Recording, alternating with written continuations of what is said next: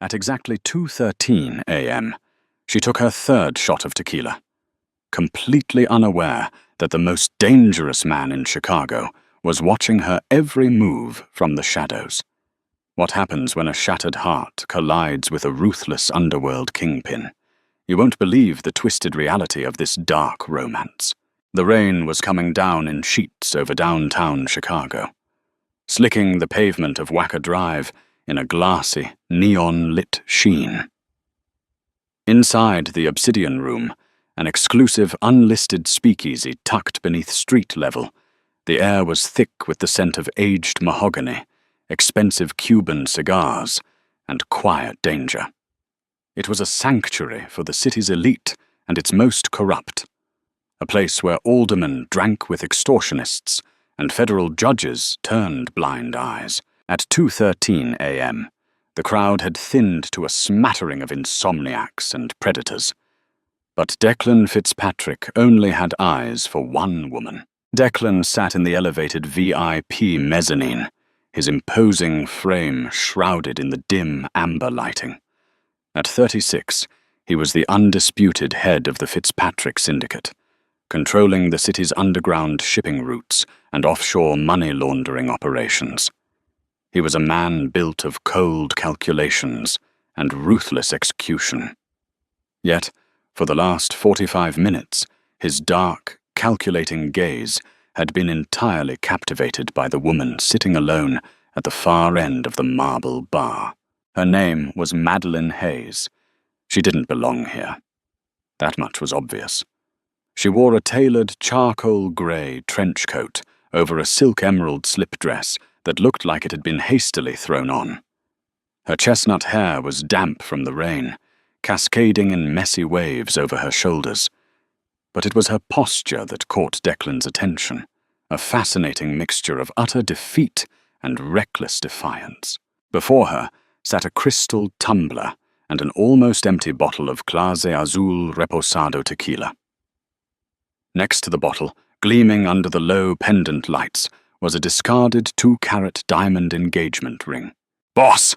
a gruff voice broke through the low hum of jazz playing in the background. Liam O'Connor. Declan's second-in-command stepped into the booth, holding a secure encrypted tablet. "The shipment from the Port of Baltimore just cleared. We're looking at a $3 million surplus, but we have a slight problem with the Carmichael account." Declan didn't look away from Madeline. He watched as she lifted the heavy crystal tumbler to her lips, wincing slightly as the top-shelf liquor burned its way down her throat.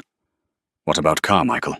Declan murmured, his voice a low, gravelly baritone that commanded instant obedience. "Bradley Carmichael missed his second deadline," Liam reported, his tone tightening. "He's dodging the wire transfers. Rumor is he's trying to liquidate his assets and book a private charter to Geneva. We think he's planning to run with our money." Bradley Carmichael, a hotshot corporate attorney who had thought he was smart enough to wash money for the Irish mob through complex Delaware LLCs. He was a dead man, walking. "Find him," Declan said softly. "Freeze every account. Lock down his passport. If he tries to board a plane, break his legs and bring him to the warehouse on 18th Street. Understood." Liam paused, finally following Declan's line of sight down to the bar. "Do you know that woman, Declan?" "No," Declan replied, his eyes narrowing as he watched Madeline drag a delicate finger through the condensation on her glass. "But she's drinking like the world is ending, and she just left a $40,000 ring sitting in a puddle of spilled lime juice. Down below, Madeline felt utterly numb. 12 hours ago, her life had been perfectly mapped out. She was an auditor at a mid-tier accounting firm, engaged to Chicago's most promising junior partner. But that afternoon, Bradley had left his unlocked iPad on the kitchen island. What started as a harmless glance at a flashing notification unraveled into a catastrophic discovery. It wasn't just the visceral, stomach-churning texts between Bradley and a paralegal named Vanessa. It was the financial documents she found in an encrypted folder he'd carelessly left open. As an auditor, Madeline knew what she was looking at. Bradley wasn't just cheating. He was funneling massive amounts of untraceable cash through a shell company. A shell company named Hayes Holdings, LLC. He was using her name, her social security number. If the authorities came knocking, the paper trail led directly to her. She had confronted him. He had lied, then threatened her, telling her she was in way over her head, and to keep her mouth shut if she wanted to live. She had thrown her ring at him, packed a single bag, and walked out into the thunderstorm. Now, hiding out in the only high-end bar she knew, stayed open past 2 a.m. The reality was crashing down on her. The tequila was supposed to numb the betrayal of the affair, but it was the terror of the financial crime that was keeping her awake. Declan watched her shoulders shake as a silent sob racked her small frame. He felt an entirely unfamiliar sensation coil in his chest. It wasn't pity. Declan Fitzpatrick didn't know the meaning of the word. It was a primal, territorial pull. He stood up, buttoning his bespoke midnight blue suit jacket. "Handle Carmichael," Declan ordered Liam, his eyes locked on the woman at the bar. "I have some business to attend to." The stool next to Madeline scraped softly against the hardwood floor. She didn't look up, assuming it was just another late-night drunk looking for company. "Seats taken," she muttered, staring intensely at the amber liquid at the bottom of her glass. "By a ghost, it seems," a deep, smooth voice replied. Madeline turned her head, her breath catching slightly in her throat. The man sitting beside her wasn't a rambling drunk. He exuded an aura of absolute power. He was staggeringly handsome, with sharp, aristocratic features, dark hair swept back with careless precision, and eyes the color of shattered storm clouds. The scent of him, cedarwood, expensive tobacco, and a hint of gunpowder, cut through the haze of the alcohol. "I prefer drinking alone," Madeline said, trying to summon a glare, though her red, puffy eyes ruined the effect. Declan signaled the bartender, Harvey, with a microscopic nod. Within seconds, a fresh glass of ice and a bottle of 20-year-old Pappy Van Winkle bourbon appeared before him. A woman drinking alone at 2:13 a.m. on a Tuesday in a place like this isn't looking for solitude, Declan observed calmly, pouring himself a measure. She's looking to forget something, or someone. He glanced deliberately at the discarded diamond ring on the bar. Madeline felt a defensive spark ignite in her chest. "It's really none of your business, but if you must know, I'm celebrating." "Celebrating?" "Yes, celebrating the sudden and violent implosion of my entire life," she said, letting out a hollow, bitter laugh. The tequila had loosened her tongue, stripping away her usual cautious, auditor-like filter. "I found out today that my fiancé is a lying, cheating sociopath." Declan took a slow sip of his bourbon. "Many men are. But most women don't look over their shoulder every 30 seconds, like they're expecting a hitman to walk through the door." Madeline stiffened. Her heart hammered against her ribs. How did he notice that? "You're very observant," she whispered, her grip tightening on her glass. "It's my job to observe," Declan replied softly. "You're an auditor, aren't you? You have ink stains on the side of your left index finger, standard for someone who still reviews hard-copy ledgers.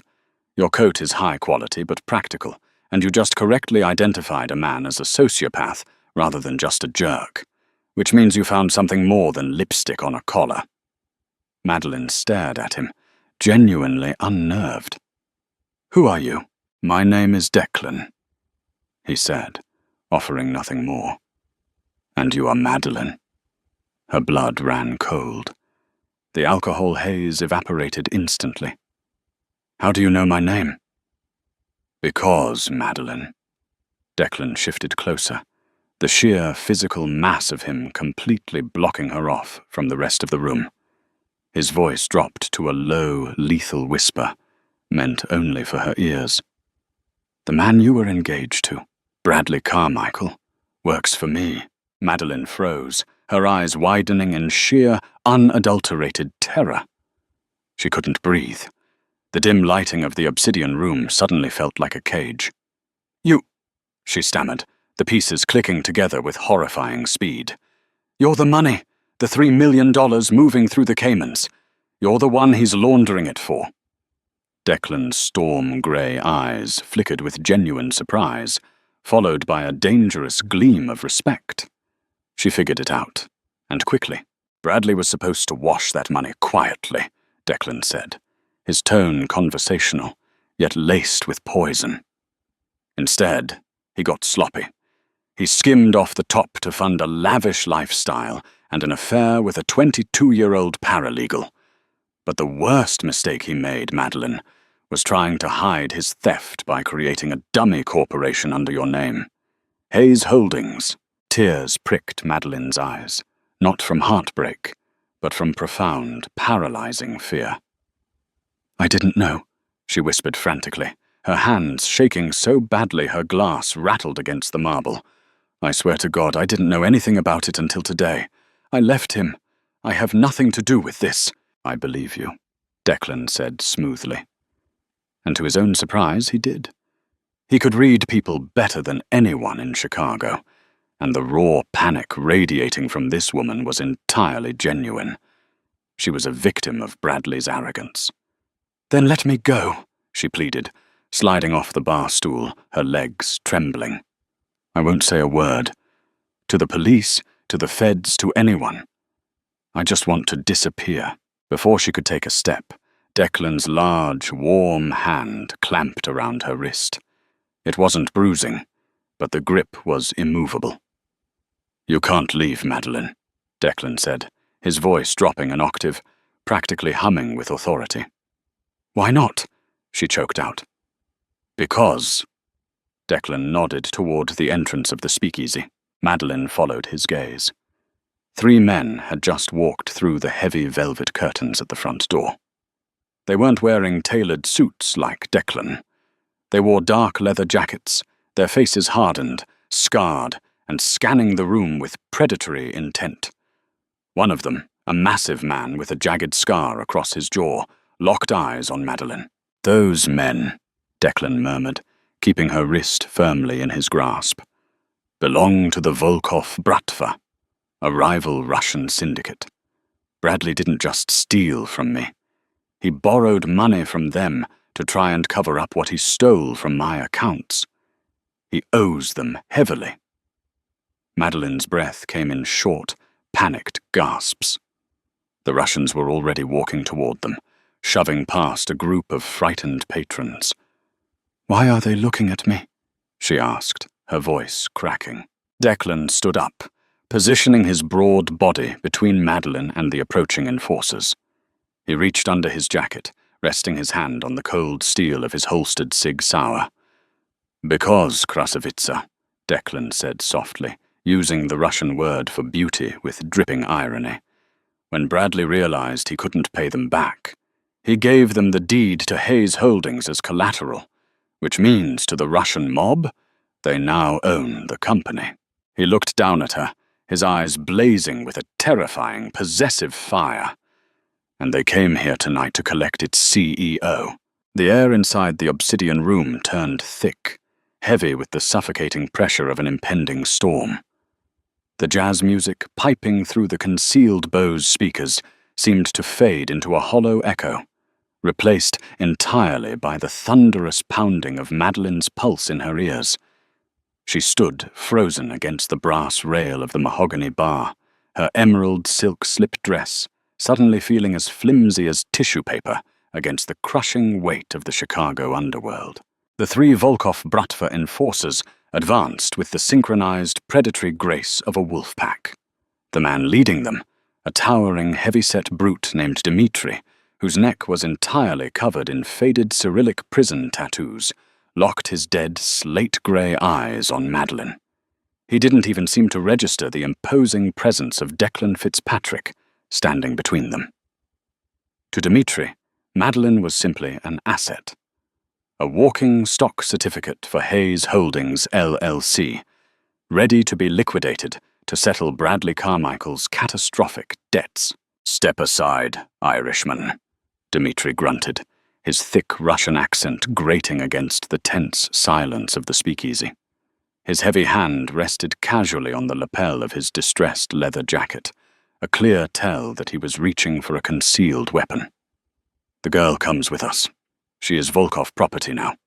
Her fiancé signed the paperwork yesterday afternoon." Declan did not move. He stood with a terrifyingly calm posture, his broad shoulders squared, shielding Madeline completely from their line of sight. He reached up, casually adjusting the cuffs of his midnight blue bespoke suit, the gold Patek Philippe watch on his wrist catching the dim amber light. "I'm afraid there has been a clerical error, Dmitri," Declan replied, his voice a smooth, lethal purr that sent a shiver down Madeline's spine. "Bradley Carmichael is a dead man breathing. He stole $3 million from my offshore accounts, routed it through a Cayman Islands trust, and dumped it into the dummy corporation this young woman's name is attached to. Therefore, the girl is my collateral, not yours." Dmitri's scarred jaw tightened. "Ivan Volkov does not care about your offshore accounts, Fitzpatrick. We are taking the girl. If you want a war over a mid-level accountant, we will give you one." "A war?" Declan let out a low, dark chuckle that held absolutely no humor. "You brought 3 men to my bar. That's not a war. That's a suicide mission." Before Dmitri could draw his weapon, the room exploded into violent motion. Declan moved with a blinding, ferocious speed that defied his massive frame. He didn't bother drawing the Sig Sauer holstered at his ribs. Instead, he grabbed the heavy, half-empty bottle of 20-year-old Pappy Van Winkle bourbon from the bar and smashed it directly across Dmitri's face. The crystal shattered with a sickening crunch, sending a spray of top-shelf amber liquor and blood flying across the polished hardwood floor. Dmitri staggered backward, a guttural roar ripping from his throat as he collapsed against a velvet booth. The 2 remaining enforcers clawed frantically at their jackets, pulling out matte black Glock 19 handguns. But Declan's men were already there. Liam O'Connor materialized from the shadows of the VIP mezzanine, his suppressed Heckler and Koch MP5 submachine gun raised. A rapid, muffled burst of gunfire, thwip, thwip, thwip, tore through the speakeasy. The 2 Russians dropped to the floor instantly, their weapons clattering uselessly against the brass footrails. The remaining patrons screamed, scrambling frantically for the fire exits, their expensive stilettos and Italian leather shoes trampling over discarded martini glasses. Madeline clamped her hands over her ears, a terrified sob ripping from her lungs. She squeezed her eyes shut, dropping to her knees behind the heavy oak bar, praying to wake up from this nightmare. The smell of copper, spilled alcohol, and the sharp, acrid sting of cordite filled her nostrils. Suddenly, a strong, unyielding grip closed around her upper arm. "Open your eyes, Madeline." "We are leaving," Declan commanded. His voice was no longer a smooth purr. It was the bark of a hardened general. She opened her eyes, gasping for air. Declan pulled her effortlessly to her feet. The speakeasy was a war zone. Dmitri was groaning on the floor, unconscious, while Liam and 3 other heavily armed Fitzpatrick soldiers secured the perimeter. "I can't," Madeline whispered hysterically, her legs giving out. "I can't go with you. I'm just an auditor. I balance spreadsheets. I don't belong in this." Declan's storm-grey eyes softened for a fraction of a second, an entirely uncharacteristic flicker of empathy passing through his cold exterior. He reached out, his warm, calloused hand gripping her chin, forcing her to look directly into his eyes. "Listen to me carefully," he said, his voice dropping to a low, hypnotic register that grounded her spiraling panic. "If I leave you here, the Volkovs will find you before the sun rises over Lake Michigan. They will drag you to a warehouse in Gary, Indiana, and they will torture you until you sign over every asset in that LLC. Then they will put a bullet in the back of your head and dump your body in the river. Bradley sold you to the devil, Madeline. But tonight, you are with me, and no one touches what is mine. Do you understand?" The sheer, possessive intensity in his words sent a jolt of electricity straight to her core. No one touches what is mine. She was trading one monster for another, but as she looked at the shattered glass and blood on the floor, she knew Declan Fitzpatrick was the only monster capable of keeping her alive. She gave a small, jerky nod. "Good girl," Declan murmured. He stripped off his tailored suit jacket and draped it over her shivering shoulders. The heavy fabric smelled of cedarwood and gunpowder, wrapping her in a strange, terrifying cocoon of safety. With his arm firmly wrapped around her waist, Declan guided her out the back exit of the obsidian room. The freezing Chicago rain immediately soaked her hair, but she barely felt it. Waiting in the rain-slicked alleyway was a fleet of armored, matte black Mercedes-Benz G-Class SUVs. The engines rumbled with a deep, menacing growl. Liam opened the heavy, bulletproof rear door of the lead G-Wagon. Declan practically lifted Madeline into the back seat, sliding in right beside her. The doors slammed shut, sealing them inside the soundproof, leather-upholstered cabin. "Drive," Declan ordered the driver. "Take us to the penthouse at the St. Regis and call Dr. Gallagher. Tell him to meet us there. The girl is going into shock." As the heavy armored vehicle tore out of the alley and sped onto Lower Wacker Drive, Madeline huddled against the far window, pulling Declan's jacket tighter around herself. She stared at the passing blur of city lights, her mind completely fractured. 12 hours ago, she was agonizing over flower arrangements for a wedding at the Drake Hotel. Now, she was an accomplice to a multi-million-dollar money laundering scheme, a target for the Russian mafia, and a captive of the Irish syndicate's most ruthless kingpin. Declan poured a measure of water from the vehicle's built-in minibar and pressed the crystal glass into her trembling hands. "Drink," he instructed gently. She took a sip, her teeth chattering against the rim of the glass. "What happens now?" she asked, her voice barely a whisper over the hum of the SUV's powerful V8 engine. "When you get your money back from the Russians, what happens to me?" Declan leaned back against the plush leather seat, his sharp, aristocratic features cast in the shadows of the passing streetlights. He looked at her not as a prisoner, but as something precious he had just discovered in the wreckage of a storm. "You think this is just about the money, Madeline?" Declan asked quietly. "Bradley Carmichael is going to pay for his theft with his life. The Russians will pay for stepping into my territory with blood. But you are the unexpected variable. You are the loophole." "I don't understand," she breathed. "You will," Declan promised, his eyes darkening with a dangerous, calculated hunger. "By sunrise, you will understand exactly where you belong." The Fitzpatrick penthouse atop the St. Regis Chicago was a staggering testament to unchecked wealth and untouchable power. Floor-to-ceiling windows offered a panoramic, dizzying view of the city skyline and the pitch-black expanse of Lake Michigan. The interior was a masterpiece of modern, cold luxury. Acres of polished black marble, sleek Italian leather furniture, and priceless abstract art. Madeline stood in the center of the sprawling living room, feeling entirely out of place.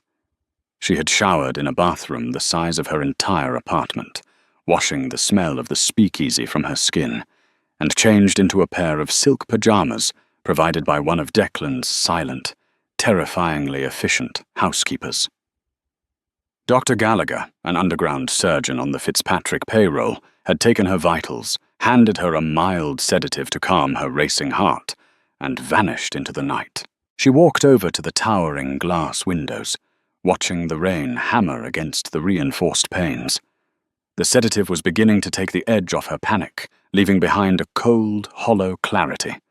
She was trapped, a pawn in a deadly game of chess played by billionaires and murderers. The heavy oak double doors of the penthouse opened, and Declan walked in. He had changed into a pair of dark slacks and a charcoal cashmere sweater that molded perfectly to his broad shoulders. He looked less like a mob boss and more like a predatory CEO, though the lethal grace in his every step betrayed his true nature. "Are you feeling better?"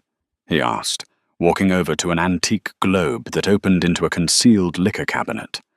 He poured himself a measure of scotch. "Better is a relative term when you're being hunted by the Bratva," Madeline replied, her voice remarkably steady. The auditor in her was waking up, desperate to find order in the chaos.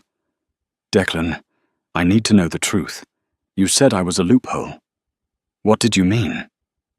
Declan walked toward her, stopping just a few feet away, close enough for her to feel the heat radiating from him.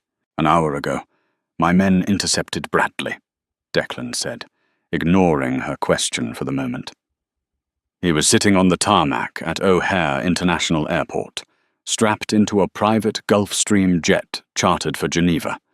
He had 2 forged passports and a hard drive containing the access codes to the Cayman accounts. Madeline's stomach twisted at the mention of her ex-fiancé's name. Is he dead?" "Not yet," Declan said smoothly. "He is currently residing in my basement, having a very painful conversation with Liam." But before Liam started removing his fingernails, Bradley confessed something highly interesting. Declan reached into his pocket and pulled out a folded piece of thick, watermarked parchment paper. He held it out to her. Hesitantly, Madeline took the paper. She unfolded it, her trained eyes quickly scanning the dense legal jargon. It was a contract, a corporate restructuring agreement for Hayes Holdings, LLC. But as she read the clauses buried in the 3rd paragraph, the blood completely drained from her face. "He didn't just give the Russians the deed to the company," Madeline whispered, her voice cracking with absolute horror. He took out a corporate-owned life insurance policy." "Yes," Declan said, his voice turning dangerously soft. "A key person insurance policy, valued at precisely $10 million, payable directly to the primary shareholder of the holding company." Madeline looked up, her eyes wide with terror. "The Russians are the primary shareholders now. Bradley gave them the company." "Which means," Declan finished for her, "you are worth absolutely nothing to the Volkov Bratva alive. They don't want the LLC, Madeline. They want the $10 million payout. And the only way they get that money is if you die in a tragic, documented accident. Bradley set you up to be murdered so he could pay off his debts and escape to Switzerland with his new mistress." The paper slipped from Madeline's trembling fingers, fluttering to the black marble floor. Her knees buckled. Declan was there in a heartbeat. He caught her by the waist before she hit the ground, pulling her flush against his solid chest. She buried her face in his cashmere sweater, completely shattered. The man she had loved, the man she was supposed to marry in 3 months, had orchestrated her assassination to cover his financial crimes. "I'm dead," she sobbed into his chest, her fingers curling desperately into the fabric of his sweater. "They're going to kill me. There's nowhere I can hide. They have unlimited resources." "Look at me," Declan ordered, his voice fierce, cutting through her despair. He framed her tear-stained face with both of his large hands, forcing her to meet his stormy gaze. "You are not going to die. I told you, you are a loophole. The insurance policy only pays out to the primary shareholder of Hayes Holdings." "But Bradley gave the shares to the Volkovs." "Bradley signed a piece of paper," Declan countered, a dark, predatory smile curving his lips. But legally, as the registered CEO and namesake of the corporation, you have the power to dilute the shares. You can issue a massive block of new stock, making the Volkov's shares completely worthless. But to do that legally, to make it completely bulletproof against any international court or underworld tribunal. He paused, his thumb gently wiping a tear from her cheek.